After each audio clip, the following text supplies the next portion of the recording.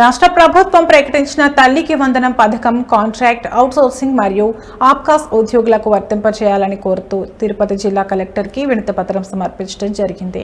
ఇందులో ఆప్కాస్ రాష్ట్ర అధ్యక్షులు జి చిన్నబాబు, సిఐటియు జిల్లా కార్యదర్శి ఎస్ జయచంద్ర, డివైఎఫ్ఐ జిల్లా కార్యదర్శి కె సుమన్ కలిసి వినతిపత్రం సమర్పించడం జరిగింది.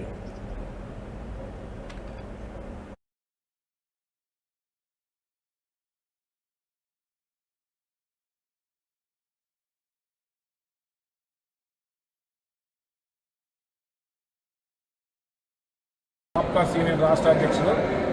ప్రభుత్వం గతంలో అధికారం రాకముందు ఆప్కాస్ ఉద్యోగస్తులకి మేము వస్తే న్యాయం చేస్తామని చెప్పి ప్రభుత్వ రంగ సంస్థలో ఉన్నటువంటి పనిచేసే ఆప్కాస్ ఉద్యోగస్తులందరికీ కూడా సంక్షేమ పథకాలు వర్తింపజేస్తామని చెప్పింది. కానీ ఈరోజు తల్లికి వందనం ఇవ్వడం మేమందరం కూడా హర్షిస్తున్నాం. ఇవ్వడం ఓకే, సంతోషమే. కానీ ఆప్కాస్ ఉద్యోగస్తులకి అవుట్సోర్సింగ్ కాంట్రాక్ట్ ఉద్యోగస్తులను కూడా ఇది వర్తింపజేయాలని చెప్పి మేము డిమాండ్ చేస్తున్నాం. ఏదో ఒక సాకు చూపించి మీరంతా గవర్నమెంట్ ఎంప్లాయీస్ అని చెప్పిన కారణం చూపించి తల్లికి వందనం లేకుండా చేస్తున్నారు. అది సరైనటువంటిది కాదు.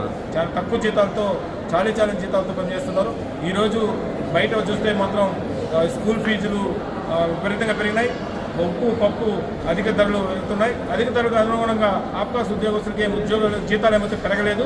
జీతాలు పెరగబోక ఈ సంక్షేమ పథకాలు కూడా వర్తింపు చేయలేదు. చాలా దయనీయమైన పరిస్థితులు ఈరోజు ఆప్కాస్ ఉద్యోగస్తులు కూడా రాష్ట్ర వ్యాప్తంగా ఉన్నారు. ఈ ప్రభుత్వాన్ని మేము విన్నవించుకునేది ఏంటంటే రాష్ట్ర వ్యాప్తంగా ఉన్న అవుట్సోర్సింగ్ దాదాపు విద్యార్థులందరికీ తల్లిదండ్రుల అకౌంట్లో డబ్బులు వేయడం అనేది జరిగింది. కానీ ఎన్నికల ముందు ఇచ్చినటువంటి హామీని ఏవైతే కాంట్రాక్ట్ అవుట్సోర్సింగ్ ఆప్కాస్ ఉద్యోగస్తులందరికీ కూడా తల్లికి వందనాన్ని అప్లై చేస్తాం, తల్లికి వందనాన్ని వర్తింపజేస్తామని చెప్పిన హామీని విస్మరించింది. 25,000 లోపల ఉన్నటువంటి జీతం వస్తున్నటువంటి వాళ్ళందరికీ కూడా ప్రభుత్వ సంస్థ